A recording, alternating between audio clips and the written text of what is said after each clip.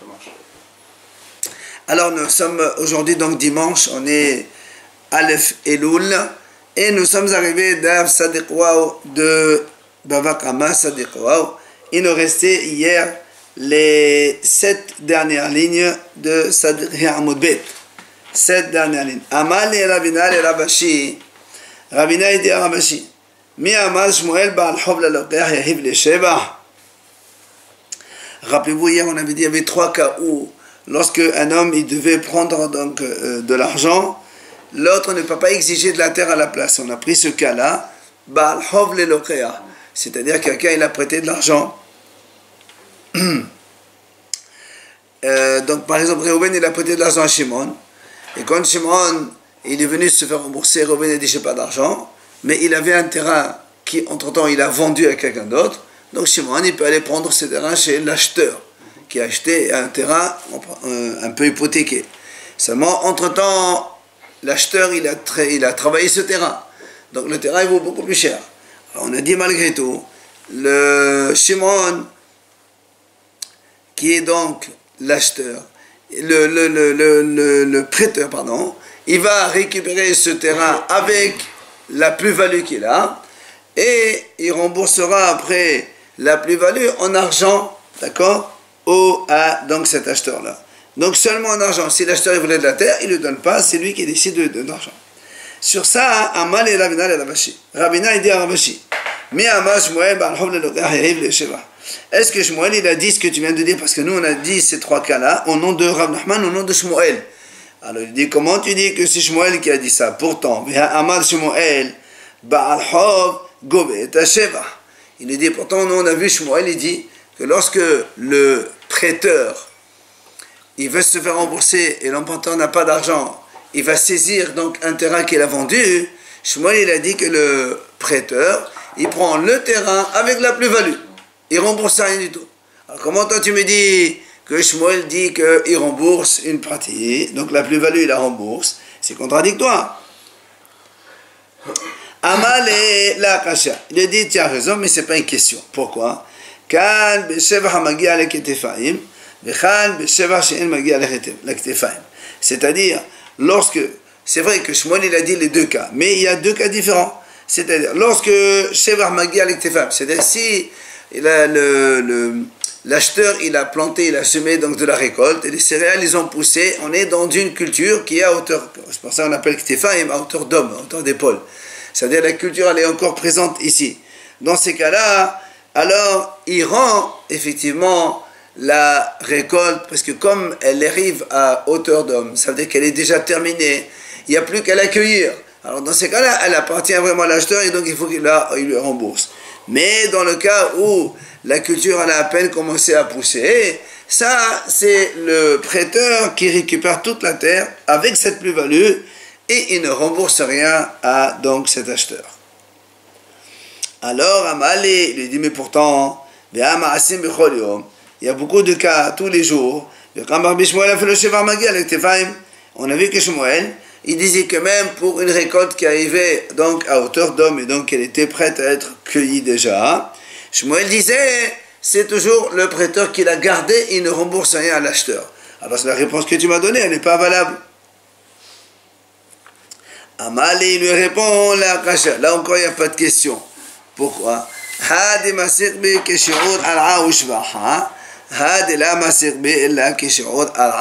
Il a dit en fait, c'est pas un problème parce que ça dépend la valeur de la dette.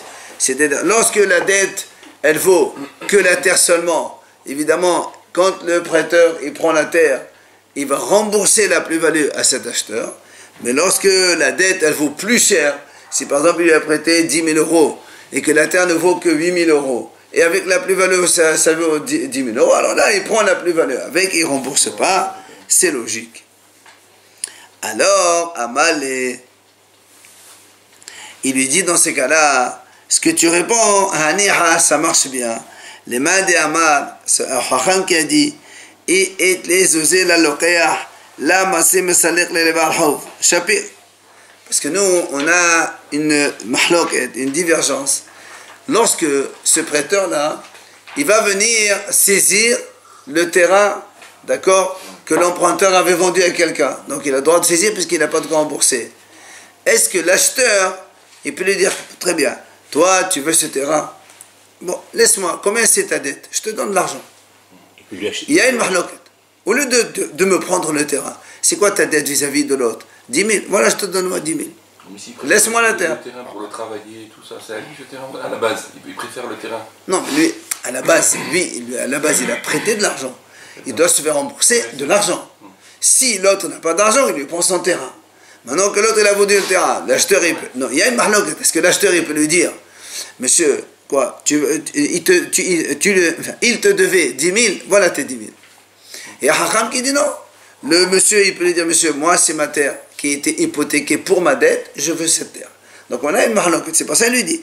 Ce qu'on vient de répondre maintenant, ça marche bien selon celui qui dit, si l'acheteur il a de l'argent pour rembourser, au lieu de rembourser la terre, il veut lui donner de l'argent, eh bien on ne lui donne pas raison. C'est vrai que tu dis dans ces cas-là, lorsque le prêteur il prend le terrain, il décide de lui donner de l'argent ou de la terre, il n'y a pas de problème. אלא למאן דאמר אית לזוזי ללוקח. מעשה מסדר לבעל חוב. למאן יאבו לזוזי. המסדר אנחנו קוננה. השתב לגריבה דרעה שעכשיו חי. Il lui dit, mais si, selon le haram qui dit que lorsque l'acheteur qui a acheté le terrain, il a de l'argent. Et donc il peut lui dire, monsieur, combien ta dette elle est de 10 000, voilà tes 10 000, laisse-moi le terrain. Et c'est comme ça qu'on fait. Alors pourquoi ici aussi il ne lui dit pas la même chose? L'acheteur, il peut lui dire à ce prêteur, normalement, toi, si moi j'avais de l'argent, je t'aurais rien donné comme terrain. Je t'aurais donné que de l'argent. Maintenant que tu as pris la plus-value, au moins donne-moi un petit peu ce terrain pour ma plus-value que j'ai. Donc tu n'es pas obligé de me donner de l'argent. Alors il lui dit la Gemara, effectivement, tu as raison. Amale, achab askenan, kivan de shavir nehle apotek, amale loye lecha paron et la misée. Ce qu'on dit ici dans ces cas-là, c'est vrai effectivement que si selon le Hacham qui dit que l'acheteur il peut donner de l'argent, ou que l'autre lui prend le terrain, là aussi il doit aussi lui donner un morceau de terrain au cas où il y a une plus-value. Mais là on parle d'un cas où le prêteur, quand il a prêté l'argent, l'emprunteur lui dit, écoute, tu me prêtes, et voilà ça, ce terrain-là, il est hypothéqué pour toi. Donc il lui a cité, il lui a précisé que ce terrain c'est à lui au cas où il ne rembourse pas. C'est pour ça qu'il va le prendre chez l'acheteur quoi qu'il arrive.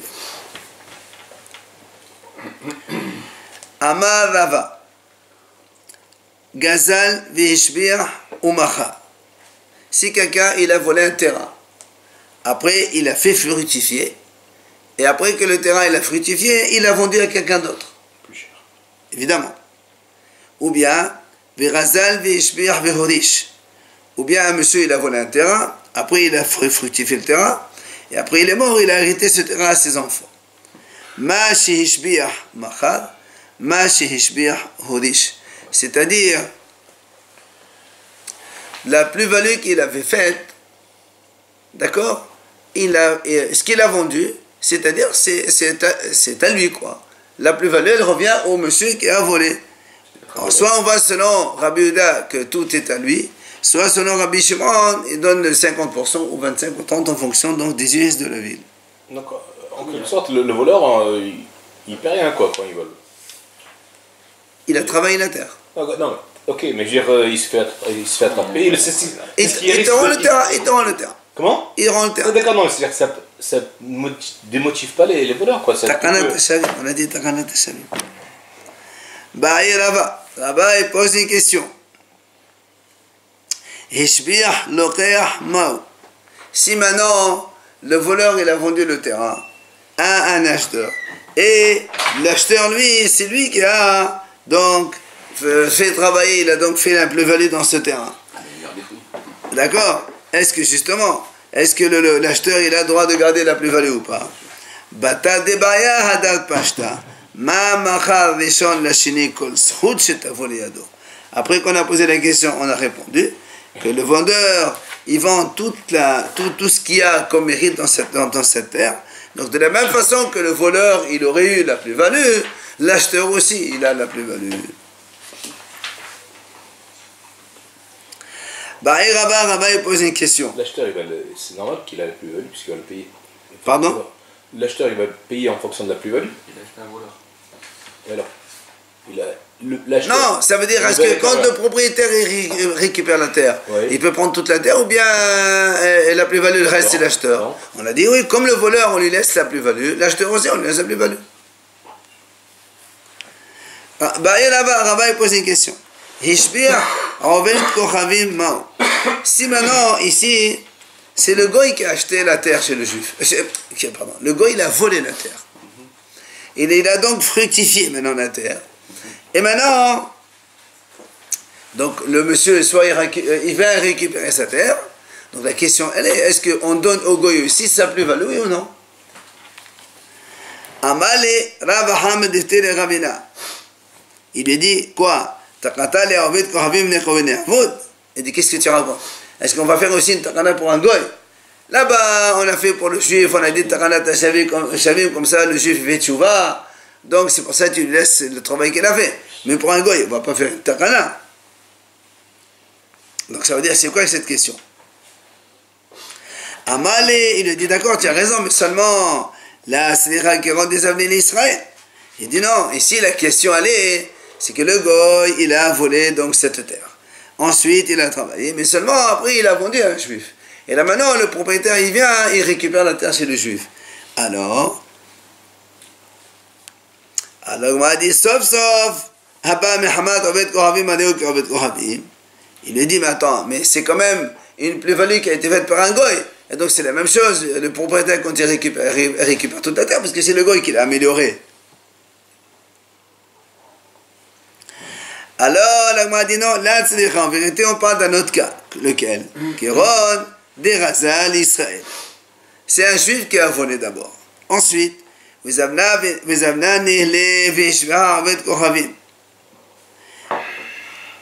vendu à un goy. Ensuite, le goy, il a travaillé cette terre, il a fait une plus-value. Et maintenant, et c'est maintenant le goy, après avoir travaillé, il a vendu à un autre juif. Donc il y a ici un voleur juif, premier acheteur goy, deuxième acheteur juif. Et maintenant, l'agma dit, est-ce qu'on va dire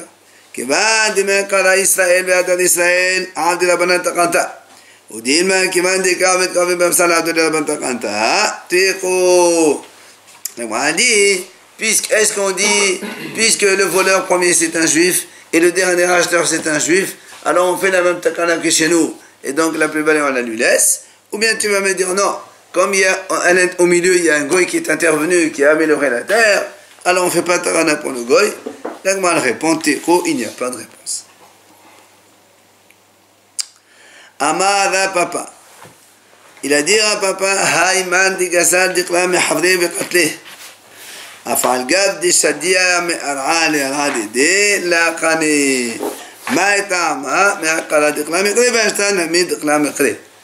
nous, n'oublions pas, jusqu'à présent, on a parlé un petit peu de ce qu'on appelle shinui, c'est-à-dire quand il y a une transformation de ce qu'on vole, d'accord, chez nous, connaît ou pas connaît, est-ce que c'est acquis chez le voleur ou pas?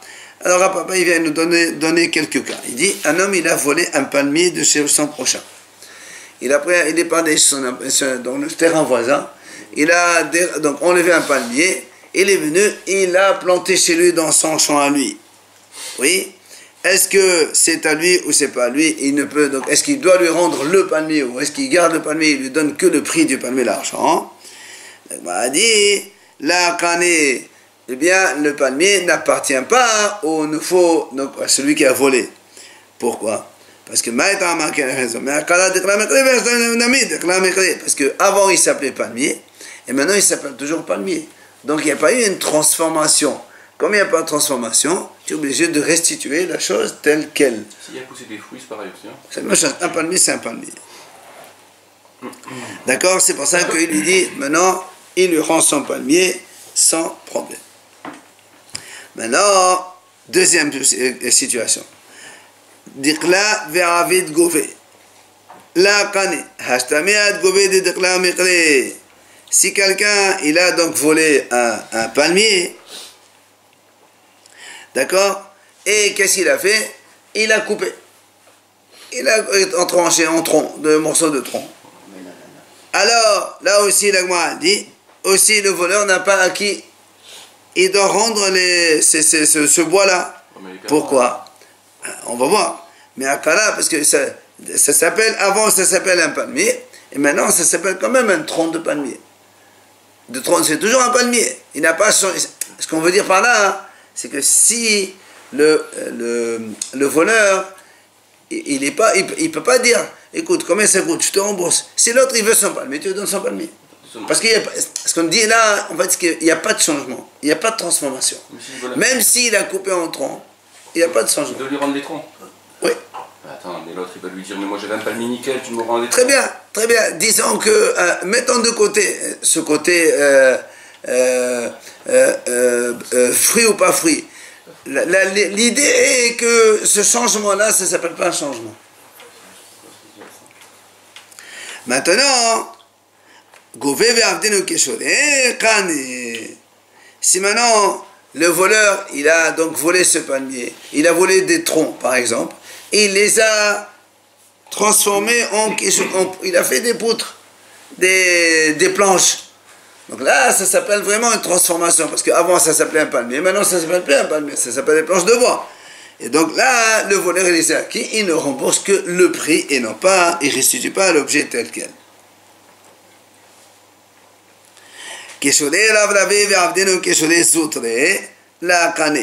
La même chose, il dit, si un homme il a volé des grosses poutres, il les a coupées en petites poutres, eh bien ça ne s'appelle pas un changement, et donc le voleur n'a pas acquis en faisant cela, il doit restituer les choses telles quelles. Si maintenant ce voleur, quand il a volé les grosses poutres, il les a transformées en kesosaïta, c'est-à-dire des planches un petit peu mesurées, coupées bien comme il faut. Là, ça s'appelle une acquisition parce qu'il y a une transformation réelle. Et là, il peut rembourser que de l'argent, le prix de la chose. Comme il dit, Kani. Amalava, encore autre situation. Haïmandi gazal louleva. Si quelqu'un il a volé un loulav, ve'avdinhu hosi. Et il a volé un loulav. Après, il a vous savez que le loulav, donc les feuilles elles sont toutes collées avec la colonne. Comment c'est le loulav? Qu'est-ce qu'il a fait lui? Il les a tous ouverts, comme un palmier. Il les a rendus comme les feuilles de palmier, les vrais.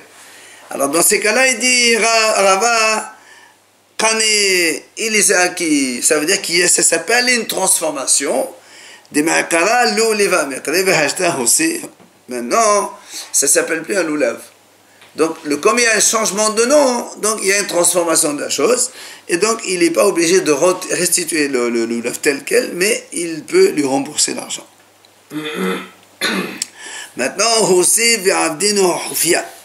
si maintenant ce monsieur, quand il a volé justement un loulav, comme ça avec les branches, une branche de palmier, on va dire comme ça. Et qu'est-ce qu'il a fait lui? Il a transformé ça en hufia. Hufia, c'est un balai. Il a pris les feuilles, il les a coupées comme ça en long, comme ça fait une sorte de plein de feuilles en même temps, ça fait comme un balai. Là aussi c'est transformation, mais avant ça c'était des palmiers, maintenant ça s'appelle un balai. Ou encore,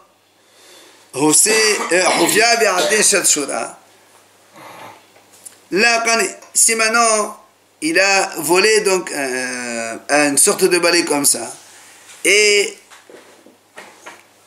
il a transformé ça en charchira, c'est-à-dire une sorte de corde. Il a dit ça s'appelle pas chenouille. Pourquoi? Parce que certainement quand il a comment il a transformé en corde, il dit ici parce que ça peut revenir. Ça peut revenir à l'état de balai initial. Donc comme ça peut revenir à l'état initial, ça ne s'appelle pas un changement. Viens maintenant, la papa il pose une question. Si vous savez que le loulav, il se termine toujours par une arête centrale, et donc, vous savez, le loulav, il est par double fait comme ça. Alors, si, maintenant, en haut, la branche, la feuille centrale, elle s'ouvre, ce qu'on appelle elle se divise en deux. Nous, on sait que, quand il y a eu, donc, ouverture de cette feuille centrale, est-ce que ça s'appelle un changement, et auquel cas, le loulav n'a plus le nom de loulav, ou pas? Il a volé Il a volé un loulav normal. Pour Soukot, alors lui, il a fait pour Non, on s'en fout de ça maintenant. C'est pas un problème. Il Il a volé un loulav. Maintenant, la branche centrale, elle s'est coupée en deux. Est-ce que ça s'appelle un changement ou pas? Il lui pose la question. Alors, mal répond, Tashema. Amar Rabbi Maton, Amar Rabbi Yoshua ben Levi. Il a dit Rabbi Maton au nom de Rabbi Yoshua ben Levi. Netelat yomet pasoul. Nous, on sait que si cette feuille centrale, elle se coupe en deux, le loulav, il devient pasoul. Alors, tu vois bien que parce que si la branche centrale, elle se coupe, le loulav, il devient pasoul. Alors il lui dit, donc tu vois bien que c'est la même chose, elle se coupe ou elle se fond deux, c'est pareil. Donc s'il n'est pas saoul, donc il y a un changement, ça s'appelle un changement. Avant ça s'appelait loulav, maintenant ça s'appelle plus un loulav. Et donc, comme il y a un changement, il lui paye le prix seulement. Alors il dit non, là, net la chan, c'est là. Il dit non, peut-être que c'est pas pareil. Quand elle s'enlève complètement l'arrêt centrale, c'est pas saoul. Mais quand elle se coupe en deux, peut-être que c'est pas saoul. Et le loulav, il garde son nom, et donc il est obligé de restituer la chose elle-même. Et il y a une autre version. Il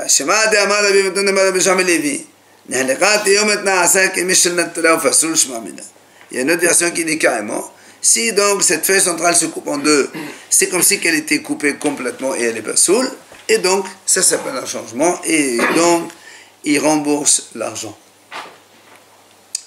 Amara papa, il a dit à papa, Hayman de Gazal Afra Mehavra.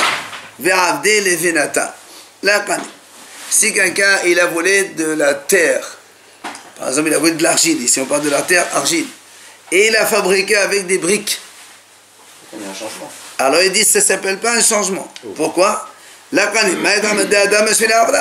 Parce que tu casses les briques, ça te retourne à l'état d'argile avant. C'est ce qu'il dit. Hein? Tu casses les briques, tu retournes à l'état de sable, à l'état d'avant. Donc il n'y a pas eu vraiment changement. Par contre, les vinata ve'avde afra kane. Mais s'il a volé des briques, il les a pilées, il les a rendues en poussière, ça s'appelle un changement. Ça veut dire pourquoi? Mais il peut encore faire les briques comme avant. Alors, mais les briques qu'on fait, c'est des nouvelles briques, c'est pas les mêmes qu'avant. Alors ça s'appelle transformation, et donc il ne rembourse que l'argent seulement. C'est ce que dit Gemara. Les vinata ve'avde afra. Il a volé des briques. Il a transformé ça en terre, en poudre. Quand il a acquis le voleur. Pourquoi? Tu vas dire comment? Mais ça peut retourner à l'état de brique comme avant. Il dit oui, mais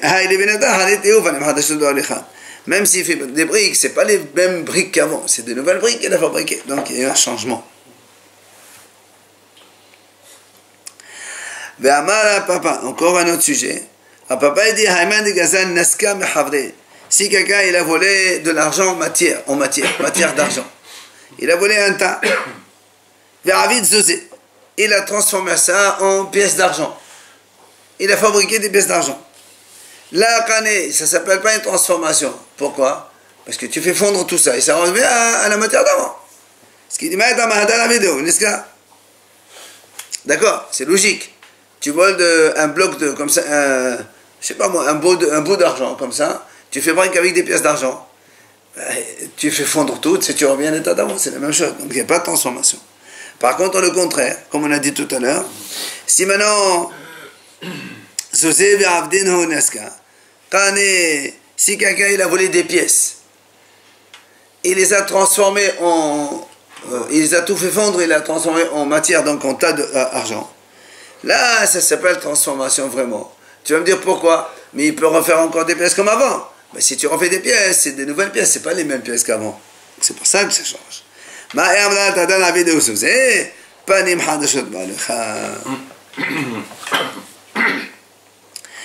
la Gemara continue. Si quelqu'un il a volé des pièces, c'est-à-dire des anciennes pièces, elles sont noires, d'accord, par le toucher. Et il les a bien nettoyés, poulis, tout ce qu'il faut. Il les a rendus tout neufs. Alors la Gemara a dit, ça ne s'appelle pas transformation. Pourquoi? Parce que avec l'usage, ça revient à l'état d'avant. Des pièces neuves, tu prends, tu les touches, à la fin ils deviennent noirs comme avant. Donc ce n'est pas une transformation qui est définitive, ça revient à l'état d'avant. Par contre, Si maintenant il a volé des pièces toutes neuves, il les a usées, alors là, ça s'appelle une transformation. Tu dis pourquoi? Mais il peut très bien les polir comme avant, il les rend tout neuf. Il dit non.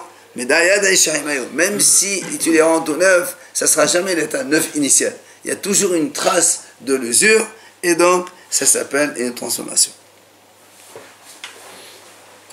Enfin, pour conclure, dans la Mishnah précédente, on a vu Ze Hakelal. Voici la règle. Kol Hagazlanin Mishalemin Keshat Hagezela. Tous les voleurs doivent payer comme au moment du vol. C'est-à-dire, s'il y a une transformation de la chose entre temps, ils payent au moment du vol combien ça a coûté. Alors, comme on a pris l'exemple de la vache qui a accouché, donc de la laine de la brebis tendue, etc. C'est pour ça que l'Agma a dit là, qu'est-ce que tu rajoutes encore? Parce que quand on disait Hakelal, c'est pour inclure autre chose. Qu'est-ce que tu veux inclure? L'Agma a dit c'est pour inclure ce qu'il a dit Rabbi La'a. Qu'est-ce qu'il a dit? Ganav tale venaasa aïl, aïrel venaasa shor, naasa shinui beado uknao. Si un homme il vole un petit agneau, et chez lui l'agneau 3, 4, 6 mois, il grandit, devient un bélier. Ou il a volé un petit veau, et avec le temps 4, 5, 6 mois, il devient un vrai taureau.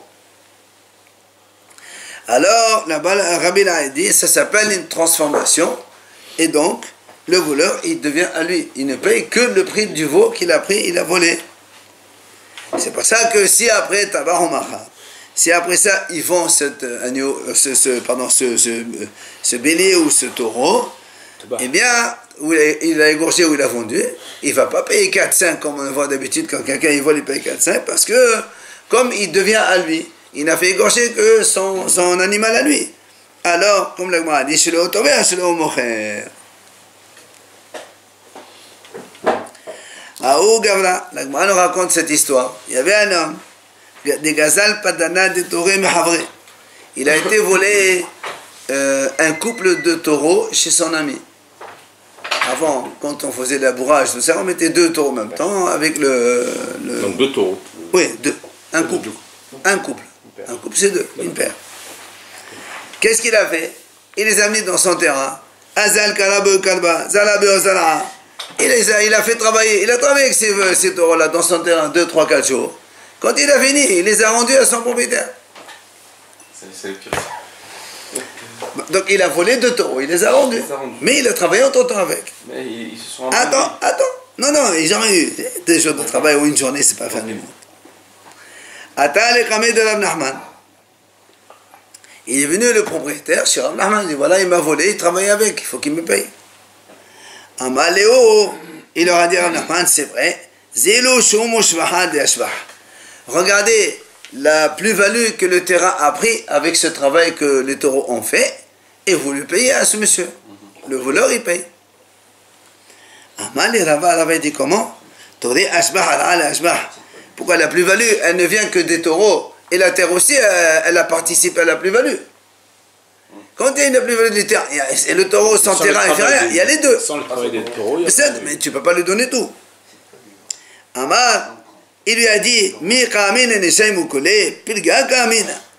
dit, tu crois que moi j'ai dit, il faut te rembourser. J'ai dit, il faut évaluer la plus-value, et il donne la moitié. La moitié au propriétaire du taureau, et la moitié c'est lui qui a grâce à son terrain. Amal, Rava, il lui dit, mais attends, sauf qu'ils aient la hoube. Il dit, mais qu'est-ce que tu veux? Finalement, nous, on a bien vu dans la Mishnah, c'est marqué celui qui vole quelque chose. Et après, on la trouve chez lui.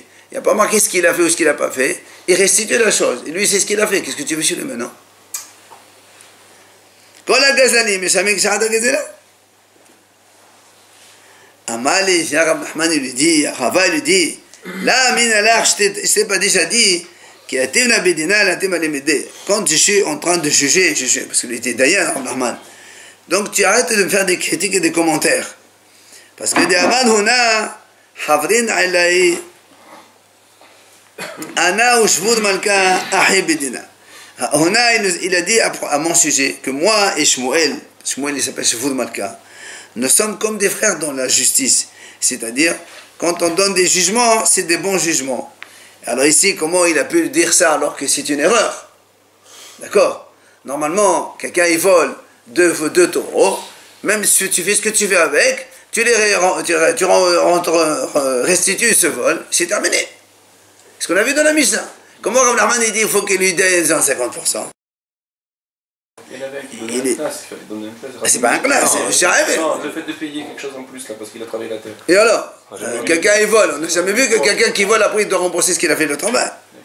Alors il dit non, il dit tu as raison, normalement il donne rien du tout. Seulement, Hayinash, Gazlana Atiqahu. Il dit ça c'est un voleur déjà qui a répété plusieurs fois. Alors je voulais le punir, c'est pour ça. Mais sinon, effectivement, il n'a pas le droit. Tu voles, tu rembourses. Gamin, c'est le fait de réfléchir comme ça n'encourage pas les voleurs. Non, ça n'encourage pas ça. Au contraire, ça encourage qu'ils fassent chouba, c'est ce qu'on est en train de dire.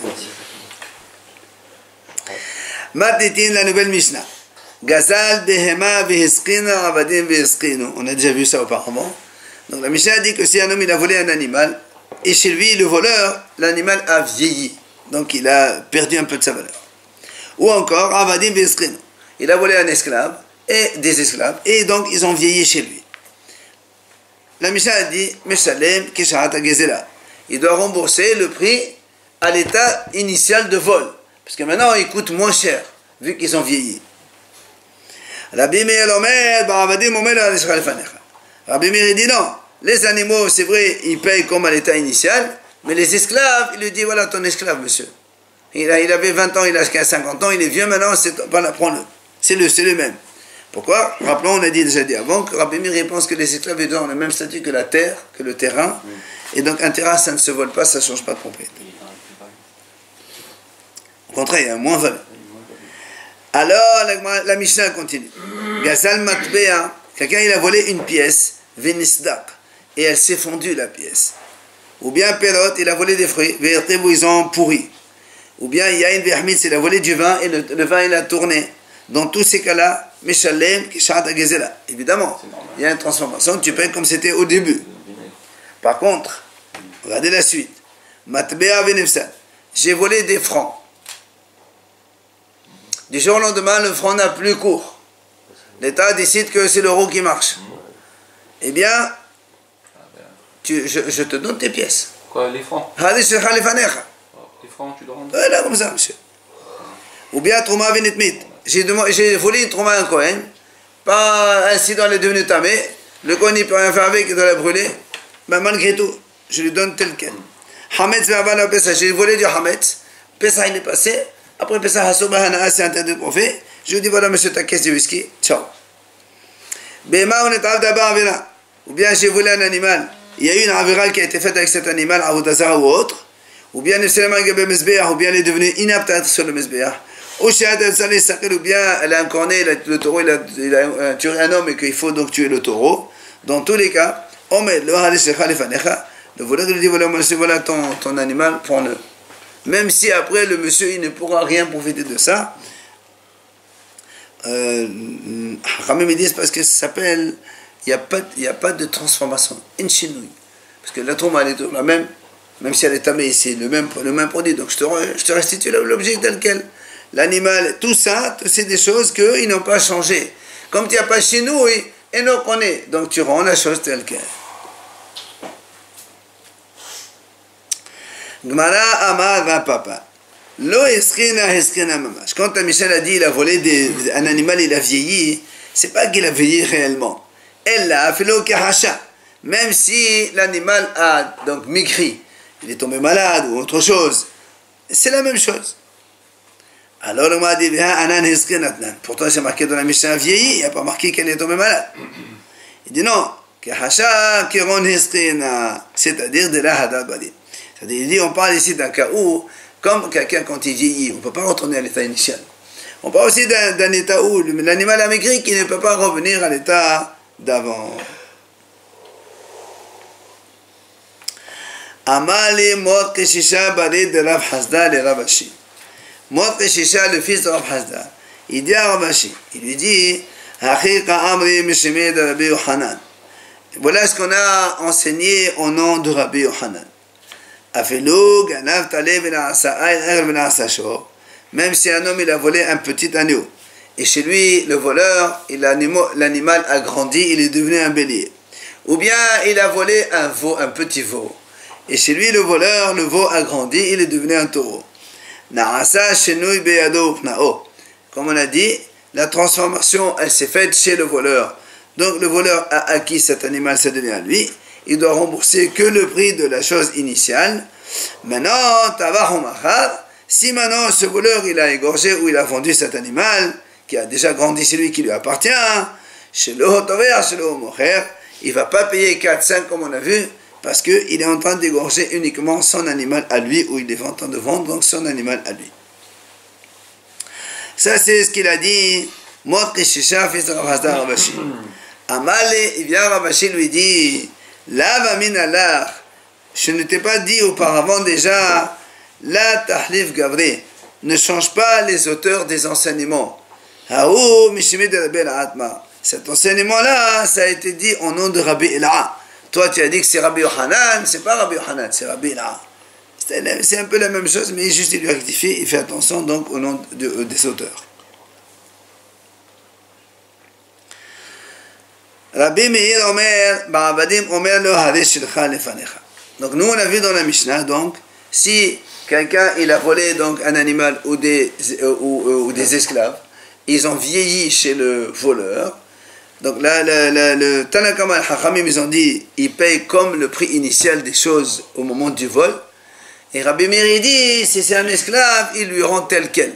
L'animal, d'accord, il lui paye au prix initial de l'animal qui coûtait plus cher parce que maintenant il a vieilli, mais l'esclave, il lui donne tel quel parce qu'on avait dit que selon Rabbi Meir, les esclaves sont comparés à du terrain, et un terrain, ça ne change pas de propriété, donc il n'y a pas de changement. Amar Rav Hanina bar Avdimi, Amar Rav. Rav Hanina bar Avdimi, au nom de Rabbi dit, Halacha ki Rabbi Meir. La halacha, elle est comme Rabbi Meir, c'est-à-dire, les esclaves, ils lui rendent l'esclave tel quel. Alors sur ce, vient la Gemara poser une question. Comment Verav, Shavik Rabbanan ve'avid que Rabbi Meir. Comment Rav dit, la halakha est comme Rabbi Meir. Dans la Mishnah, on a deux avis. On a les Hachamim et Rabbi Meir. Et Rav, il choisit Rabbi Meir au lieu de choisir les Hachamim. On va selon la majorité. Comment tu dis la halakha comme Rabbi Meir? C'est étonnant. Amri, la Gemara répond, Mishum devraita ifka tanya. Il dit en fait, parce que Rav, il a vu une braïta qui a changé l'auteur, qui a dit le contraire. Dans une braïta, il a vu que c'est Rabbi Meir qui dit on donne comme le prix initial, et les Hachamim disent les esclaves, ils lui donnent l'esclave tel quel. C'est pour ça que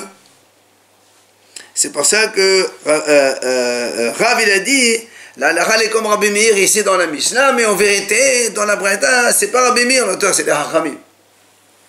Donc il y a une inversion d'auteur. Alors la Gemara dit, et alors, même si tu dis ça, verra, Shavik Matitin ve'avid kibraïta, comment? Tu as une Mishnah avec Rabbi Meir et les Hachamim. Tu as une braïta contraire, les auteurs ils sont inversés. Et tu me dis que Rav il a choisi plutôt la braïta plutôt que la Mishnah est plus sûre. Alors la Gemara répond, Rav Matitin nami ifkatani. Il dit non, parce qu'en vérité, Rav, quand il a étudié la Mishnah, on lui a enseigné aussi donc avec le contraire, c'est-à-dire donc inversion des Hachamim. Alors la Gemara dit, Umayet Amid de Rav de Apir Matitin, Mechamid de Vraïta. Ataban, pour la Vraïta, Mechamid Matitin. Alors la Gemara dit, attends, je ne comprends pas. Il y a une Mishnah, il y a une Vraïta. La Vraïta, elle fait donc inversion d'auteur. Toi, tu as dit, donc la Mishnah, aussi on a inversé.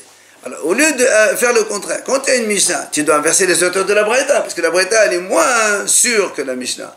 Alors, comment Rav, parce qu'il a trouvé la Braïta inversée, alors il a aussi inversé la Mishnah? C'est le contraire. Tu prends la Mishnah et tu inverses la Braïta. Et le sens aussi de la Gemara par rapport au sens. Il n'y a pas de sens, c'est juste un problème d'auteur ici. Non, mais là, qui a dit quoi? Par rapport à ce qu'on dit là, oui. Ça correspond bien. Je veux dire, pourquoi qu'on est obligé de... Et non, dans la Mishnah, il y a marqué Rabbi Meir, il dit les esclaves, tu les prends. Lui, il dit la halakha comme Rabbi Meir. Nous, on dit comment Rabbi Meir, c'est pas la halakha comme la Hachamim. Il me dit c'est vrai, mais la Hachamim dans la Braïta, c'est eux qui ont dit voilà, les esclaves, tu les prends. Alors nous, on dit bah attends, mais il y a une Mishnah, une Braïta, il faut choisir plutôt la Mishnah, pas la Braïta. Amri, Rav Nami Matitin Ifkat Niye. Alors nous, donc première réponse, Agma a dit, parce que Rab, en fait, quand on a enseigné la Mishnah, on a enseigné la Mishnah avec les auteurs inversés déjà. Donc ça veut dire qu'ici, cette Mishnah, elle lui a été enseignée autrement. C'est pour ça, lui, il a dit comme Rabbi Meir, mais en fait, c'est les Hachamim qui disent ça. Ou bien je peux te répondre, qu'il a pire, Hadam comme Hadam. Hadam comme pire. Il dit, mais là, je peux te répondre, même si tu dis qu'il y a une Mishnah contre une Braïta, et on va plutôt suivre la Mishnah plutôt que la Braïta, il dit, c'est vrai, quand il y a une Mishnah contre une Braïta. Seulement ici, on a une Mishnah contre deux Braïtot. Alors là, c'est pour ça que Rav, il a choisi plutôt les deux Braïtot que la Mishnah. Donc la Braïta, c'est ce qu'on a nous ici, et la deuxième Braïta, le Gemara va nous le donner de suite. Détania, voilà ce qu'il dit la Braïta. Hamahalif para bahamor. Si moi je fais un troc, moi je possède une vache, et lui il a un âne, on se rencontre dans la route, on dit tu veux échanger avec moi, il n'y a pas de problème. Tu me donnes ton âne, dès que tu m'as donné l'âne, la vache elle t'appartient déjà là où elle est dans mon étable là-bas. Seulement, quand tu vas aller chercher la vache, dans l'après-midi, la vache elle a accouché un bébé. Alors on ne sait pas, est-ce que la vache elle a accouché un bébé après le troc ou avant le troc? La même journée, j'ai déjà dit, il met 9 mois pour mettre bas. Très bien. Mais la vache, si elle a accouché le matin à 9h, et le troc qu'on a fait à midi, donc le bébé il est à moi. Mais si la vache elle a accouché à 13h, et le troc qu'il a eu à midi, la vache elle est à lui. Alors on fait quoi ici? Ou bien la même chose, quelqu'un il vend une esclave, une servante femme, goy. Il lui vend. Après, quand il va la chercher, elle a accouché un bébé. Alors on ne sait pas, est-ce que le bébé il a été fait avant ou après? On fait quoi dans ce cas-là? Alors, la Gemara donne des cas. Le vendeur il dit, oh, le bébé il est à moi. Et l'autre il dit, moi je ne sais pas. Dans ce cas-là, Bari Véchémé, un il dit sûr, l'autre il n'est pas sûr, on écoute celui qui est sûr. Donc, Zahama, évidemment. C'est normal. Si tu mens, tu peux mentir, bravo. Ah ouais, mais attends, voilà le deuxième jour. Un il dit je sais pas, l'autre il dit je sais pas, mon oncle. Alors qu'est-ce qu'on fait? Ça c'est Soum Kouché dit, quand on ne sait pas, on partage. Mais la Khamim dit non, moi c'est le Havana, c'est toi qui dois sortir l'argent. Donc c'est toi qui dois amener la preuve. Maintenant, maintenant, si tous les deux ils disent chacun, il dit non, c'est à moi. Moi j'ai dit non, c'est chez moi qu'elle a accouché la vache avant que je fasse le troc qu'elle a accouché. Toi tu dis non monsieur, après le troc elle a mis bas le bébé. Donc il est à moi le bébé. Qu'est-ce qu'on fait? Mais là, dans l'absolu, on s'est engagé une vache contre un âne. Très bien. Voilà, c'est tout. Non, pas avec le bébé. Non, mais tu me dis j'avais une vache enceinte. Très bien. Ah, j'ai précisé. Qu'est-ce qu'on fait quand tous les deux ils veulent prendre le bébé? Alors il dit c'est le vendeur qui va jurer que la vache elle a accouché quand elle était encore chez lui. Pourquoi c'est pas l'acheteur qui jure que le bébé il a été accouché quand il est chez lui? Parce qu'on a un principe, les filles, parce que dans la Torah en général, quand on jure pour ne pas payer, pas on jure pour encaisser. C'est comme ça, on jure pour ne pas payer. Ça c'est DVD d'Rabbi Meir. C'est Rabbi Meir qui dit ça. Hachamim disent non. Comme ici il s'agit, donc il y avait la vache, et il y a aussi l'esclave. On a parlé de l'esclave aussi. Rabbi Meir dit non. Hachamim disent ici, on ne jure pas ici. Mais la servante c'est une goy, c'est une esclave. Hachamim ils disent on ne jure pas. Voilà, c'est un enceinte. On ne sait pas à qui il appartient le bébé. Donc tu vas jurer. Le bébé c'est un esclave aussi. Hachamim disent on ne jure pas. Alors la Gemara dit Hay halakha que Rabbi Meir, halakha que Rabbanan Mefaleh. Justement la Gemara dit quand on a dit là-bas, qui c'est qui a dit ici on ne jure pas sur les esclaves? C'est la Hachamim. Donc la Hachamim considère que l'esclave comme du terrain. Donc dans la Mishnah, qui c'est qui dit allez sur al-Avadim comme un esclave? C'est la Hachamim, c'est pas Rabbi Meir. Alors comment on dit halakha que Rabbi Meir? Alors c'est pour ça que la Gemara dit Achicha Amal. Selon vous qui avez inversé les auteurs, effectivement, la Rabbi Meir. Mais seulement parce que dans la Braïta, il y a une inversion d'auteur. C'est pour ça que Rav dit j'ai deux Braïtot dans lesquels je vois que c'est comme ça. Donc c'est pour ça que je préfère inverser la Mishnah plutôt que les deux Braïtot. D'accord? Voilà.